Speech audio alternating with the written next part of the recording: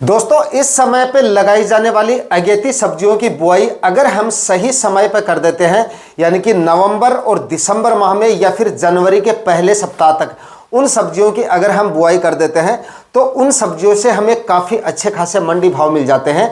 लेकिन उनमें से कुछ सब्जियां ऐसी होती हैं जिनके शुरुआत में तो हमें काफ़ी अच्छे खासे मंडी भाव मिलते हैं।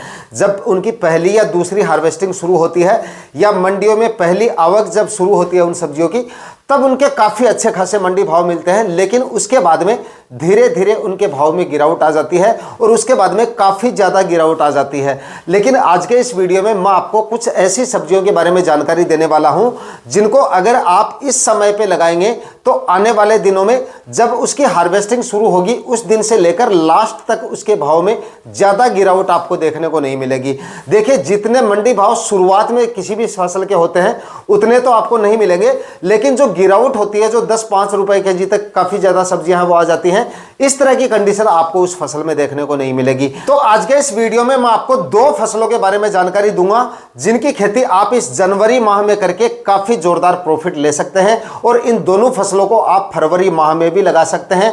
फरवरी में लगाते हैं तब भी ये दोनों फसलें आपको काफ़ी ज़बरदस्त मुनाफा देके जाएंगी। आज का ये वीडियो आपको लास्ट तक वॉच करना है और वीडियो अगर अच्छा लगे तो वीडियो को लाइक जरूर कर दीजिएगा। जो किसान भाई चैनल पे नए हैं तो चैनल को भी सब्सक्राइब कर लीजिए ताकि नेक्स्ट वीडियो की नोटिफिकेशन सबसे पहले आपको मिल सके।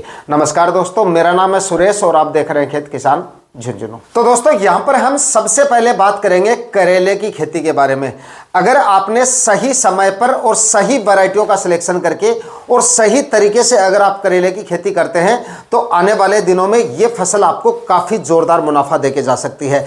सबसे पहले बात करें मंडी भाव की अगर, तो शुरुआत में इसके मंडी भाव 65-70 रुपए तक मिलते हैं जो किसान भाई नवंबर और दिसंबर माह में इसको लगाते हैं। लेकिन अगर आप जनवरी माह में भी इसको लगाते हैं तब भी ये फसल आपको लगभग 30-35-40 रुपए तक के मंडी भाव आराम से देके जा सकती है अगर जनवरी के आखिरी सप्ताह तक भी आप इसकी बुआई करते हैं। और उसके बाद में अगर आप इसको फरवरी में भी लगाते हैं तब भी आपको ये काफ़ी अच्छे खासे मंडी भाव देके जा सकती है और उसके बाद में लंबे समय तक ये मंडी भाव आपको ऐसे ही मिलते रहते हैं।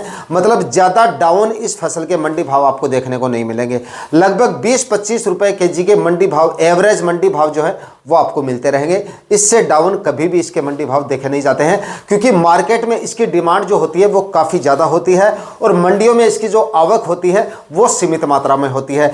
और जैसे जैसे टेम्परेचर बढ़ते हैं और उसके बाद में मंडियों में जो सर्दियों वाली सब्जियां हैं वो आनी बंद हो जाएंगी या जब अगेती जो किसान भाइयों की फसलें हैं वो बंद हो जाएंगी, उसके बाद में इस फसल के आपको और भी ज़्यादा मंडी भाव मिलने शुरू हो जाएंगे। उत्पादन भी ये काफ़ी जोरदार देखे जाती है। अगर आप सही वैरायटियों का सिलेक्शन करके सही तरीके से खेती करेंगे तो लाखों रुपए का मुनाफा ये फसल आपको देके जा सकती है। सबसे पहले हम करेले की अच्छी वैरायटियों के बारे में ही बात कर लेते हैं कि आपको यहाँ पर कौन कौन सी वैरायटियों का सिलेक्शन करना है जिससे आपको उत्पादन भी अच्छा मिले और उत्पादन की क्वालिटी भी काफ़ी शानदार मिले ताकि मंडी भाव आपको सबसे ज़्यादा मिल सके। तो नंबर 1 पर यहाँ पर ईस्ट वेस्ट कंपनी की एक पाली वैरायटी आती है। इस वैरायटी का आप सिलेक्शन कर सकते हैं। ये काफ़ी अच्छी और काफ़ी शानदार वैरायटी है। उत्पादन इस वैरायटी का काफ़ी ज़बरदस्त निकल के आएगा और फल की क्वालिटी आपको ऐसी मिलेगी कि मंडियों में इसके दाम आपको काफ़ी ज़ोरदार मिल जाएंगे। तो इस वैरायटी का आप सिलेक्शन कर सकते हैं। उसके बाद में एक वैरायटी जो है वो क्लाउज की अनुष्का नाम से आती है। इस वैरायटी का सिलेक्शन भी आप कर सकते हैं। क्लाउज की ये वैरायटी भी काफ़ी शानदार वैरायटी है। अगर आपको अपने एरिया में ये वैरायटी मिल जाती है तो आप इसका सिलेक्शन आसानी से कर सकते हैं। इसमें रोग बीमारियां भी आपको काफ़ी कम देखने को मिलती हैं और काफ़ी कम समय में ये आपको उत्पादन देना शुरू कर देगी। इस वैरायटी के फल की जो क्वालिटी है वो भी आपको काफ़ी ज़ोरदार मिलने की वजह से इससे भी आपको मार्केट प्राइस काफ़ी ज़ोरदार मिल जाएंगे। इसके बाद में अगली जो वैरायटी है वो है ईस्ट वेस्ट कंपनी की प्रगति वैरायटी। ये भी ईस्ट वेस्ट की काफ़ी ज़ोरदार वैरायटी है। अगर आपको ईस्ट वेस्ट की पाली वैरायटी नहीं मिलती है तो आप ईस्ट वेस्ट की प्रगति वैरायटी का सिलेक्शन भी कर सकते हैं। ये भी काफ़ी शानदार और काफ़ी अच्छी वैरायटी है। आप इस वैरायटी का सिलेक्शन भी कर सकते हैं। दोस्तों, इसके बाद में अगली जो वैरायटी है वो है सिजेंटा कंपनी की अस्मिता वैरायटी। ये भी करेले की काफ़ी ज़ोरदार वैरायटी है। इसका भी आप सिलेक्शन कर सकते हैं। इसका भी उत्पादन आपको काफ़ी ज़ोरदार मिल जाएगा। इसके बाद में अगली जो वैरायटी है वो है सेमिनस की अभिषेक वैरायटी। ये भी करेले की काफ़ी ज़ोरदार वैरायटी है। इसका भी आपको मंडी प्राइस काफ़ी शानदार मिलेंगे और उत्पादन इस वैरायटी से भी आपको काफ़ी जोरदार मिल जाएगा। लगभग 45-50 दिन में ये आपको उत्पादन देना शुरू कर देगी और उत्पादन की क्वालिटी इन वैरायटियों की काफ़ी शानदार मिलने की वजह से मंडी प्राइस इस वैरायटी का भी आपको काफ़ी जोरदार मिल जाएगा। इसके बाद में दोस्तों एक वीएनआर की नंदिता वैरायटी आती है, इसका भी आप सिलेक्शन कर सकते हैं, और एक वीएनआर की आकाश वैरायटी आती है, इसका भी आप सिलेक्शन कर सकते हैं। ये भी दोनों काफ़ी शानदार वैरायटियां हैं। और इसके बाद में एक सीड प्रो कंपनी की सैंडी वैरायटी आती है, ये भी काफ़ी शानदार और काफ़ी अच्छी वैरायटी है। आप इस वैरायटी का सिलेक्शन करके भी काफ़ी अच्छा प्रॉफिट ले सकते हैं करेले की अगेती खेती करके। दोस्तों करेले की खेती आप सिंपल और साधारण विधि से भी कर सकते हो, इसकी स्टेकिंग यानी कि तारबांस बंधाई जुगाड़ के द्वारा भी आप इसकी खेती कर सकते हो। लेकिन अगर आप इसकी खेती गर्मियों के लिए कर रहे हैं तो मेरे ख्याल से आपको स्टेकिंग वगैरह की ज़्यादा ज़रूरत नहीं पड़ेगी। हालांकि अगर आप करना चाहें तो कर सकते हैं, फल की जो क्वालिटी है वो आपको काफ़ी शानदार मिल जाएगी अगर आप तारबांस बंधाई के द्वारा इसकी खेती करते हैं तो।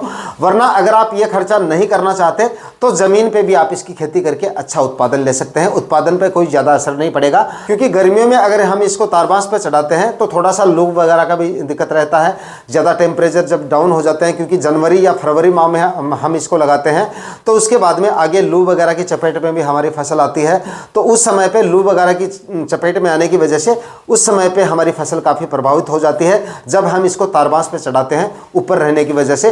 तो आप इसको ज़मीन पे भी रख के इसकी खेती करते हैं तो काफ़ी अच्छा प्रॉफिट आपको देके जाएगी। उत्पादन आपको सिंपल और साधारण विधि से भी काफ़ी शानदार मिल जाएगा, लेकिन ड्रिप इरिगेशन और प्लास्टिक मल्च लगाना काफ़ी ज़्यादा ज़रूरी है। सिंपल और साधारण विधि का मतलब ये नहीं कि आप जो है क्यारियाँ बनाकर या नालियाँ बनाकर इसकी खेती करें, क्योंकि ड्रिप इरिगेशन और प्लास्टिक मल्च लगाना इसमें काफ़ी ज़्यादा ज़रूरी है। इसके लिए आपको क्या करना है, 3 से 4 ट्राली सड़ी हुई गोबर की खाद आपको अपने खेत में डालनी है, सड़ी हुई गोबर की खाद डालनी है। उसके बाद में कम से कम 3 से 4 कल्टीवेशन आपको करने हैं। सबसे पहले आप एक गहरी जुताई करें और उसके बाद में 10 से 15 दिन के लिए खेत को खाली छोड़ दें।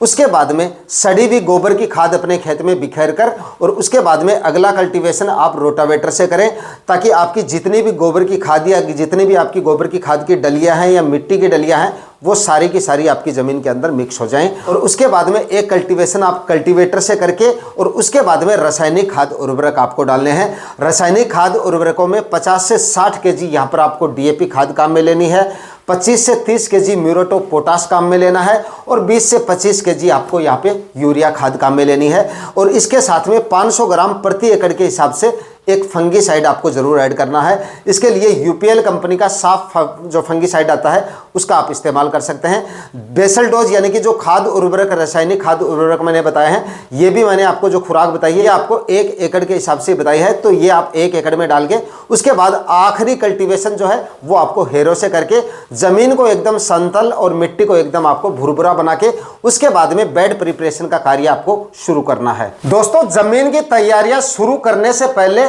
अगर आपकी मिट्टी ज़्यादा हार्ड है या ज़्यादा सूखी है तो एक हल्का सा आप पलेवा कर सकते हैं। अगर पहले से थोड़ी बहुत नमी अगर आपकी ज़मीन में है तब तो आपको पलेवा करने की ज़रूरत नहीं है, क्योंकि अगर ज़्यादा नमी आपकी खेत में होगी तो बेड बनाते समय आपको दिक्कतें आएंगी। तो अगर मिट्टी टाइट है ज़्यादा या फिर ज़्यादा सूखी मिट्टी है तो हल्का सा पलेवा करें और उसके बाद में गोबर की खाद डालने के बाद में और उसके बाद में सारे कल्टीवेशन आप करें। हर कल्टीवेशन के बीच में थोड़ा थोड़ा गैप देके मिट्टी को जो एक्स्ट्रा नमी है वो आपको सूखा देनी है। उसके बाद में ज़मीन की तैयारियां आगे करनी है। और अगर पहले से नमी मौजूद है आपकी ज़मीन में तब आपको पलेवा करने की ज़रूरत नहीं है। उसके बाद में जब आपकी आखिरी तैयारियां पूरी हो जाए, बेसल डोज वगैरह डाल के और आखिरी कल्टीवेशन आपका हो जाए, उसके बाद में आपको बेड प्रिपरेशन का कार्य जो है वो शुरू करना है। करेले की खेती के लिए आपको बेड बनाने हैं 5-5 फीट की दूरी पर। बेड की चौड़ाई जो है कम से कम 3 फीट जरूर होनी चाहिए और बेड की जो ऊंचाई है वो कम से कम 1 से 1.5 फीट तक की होनी चाहिए। इस तरीके से आपको बेड बनाने हैं। उसके बाद में लगानी है आपको प्लास्टिक मल्च। प्लास्टिक मल्च यहाँ पर करेले की खेती के लिए आपको 25 माइक्रोन की प्लास्टिक मल्च लेनी है। 25 माइक्रोन की प्लास्टिक मल्च काम में लेने के बाद में आपको करेले के बीजों की बुआई करनी है। 1-1 फीट की दूरी पे आपको सीड शोविंग करनी है। दोस्तों करेले की खेती करने का सही समय कौन सा है, तो देखिए वैसे तो आप करेले की खेती 12 महीने तक कर सकते हैं, साल के 1-2 महीनों को छोड़कर। लेकिन अगर आप इसकी सबसे अगेती खेती करना चाहें तो नवंबर और दिसंबर माह में इसकी बुआई आप कर सकते हैं। उसके बाद में जनवरी माह में भी आप करेले की अगेती खेती कर सकते हैं, लेकिन सबसे अगेती खेती जो होती है इसकी नवंबर और दिसंबर माह में होती है। इस माह में लगाया गया करेले के सबसे ज़्यादा मंडी भाव मिलते हैं। उसके बाद में फरवरी माह में इसका जो सीजन है वो सही सीजन है इसकी खेती करने का, और मार्च के महीने में इसकी पछेती खेती की जा सकती है। मार्च महीने में लगाने पर भी आपको सबसे ज़्यादा मंडी भाव मिल सकते हैं, लेकिन मार्च महीने में आपको ये तभी लगाना है जब टेम्परेचर नॉर्मल रहे। ज़्यादा टेम्परेचर बढ़ जाते हैं तो उसके बाद में आपको इसकी बुआई नहीं करनी चाहिए, मतलब 15 मार्च के आसपास तक आप इसकी बुआई कर सकते हैं। और उसके बाद में दोस्तों जुलाई माह से फिर से आप इसकी बुआई शुरू कर सकते हैं बरसात के सीजन के लिए। उस समय लगाया गया करेला भी आपको काफ़ी अच्छे खासे मंडी भाव देके जा सकता है।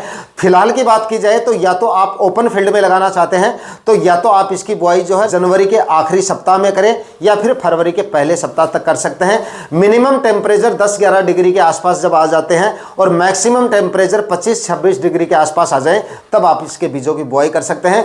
बीजों की बुआई करने से पहले 24 घंटे के लिए इनके बीजों को आपको भिगो के रखना है और उसके बाद में आपको इसके बीजों की बुआई करनी है। कम से कम 24 घंटे तक आपको बीज को भिगोना है, उसके बाद लगाना है, ताकि जर्मिनेशन इसका, क्योंकि थोड़ा लेट होता है, बीज इसका जो है काफी हार्ड आता है। तो अगर आप इस बीज को भिगोकर लगाएंगे तो जर्मिनेशन इसका 2-3 दिन जल्दी हो जाएगा। दोस्तों करेले की फसल के बारे में मैं आपको बता दूं कि देखिए इसका जो उत्पादन है ना वो तो आपकी मेहनत, क्लाइमेट कंडीशन और मिट्टी और आपकी पानी पे डिपेंड करता है, लेकिन इसके जो मंडी भाव है ना वो आपको जरूर शानदार मिल जाएंगे। यानी कि मंडी भावों के मामले में ये फसल आपको कभी भी धोखा नहीं देगी, हमेशा इसके मंडी भाव काफ़ी शानदार मिलते रहते हैं।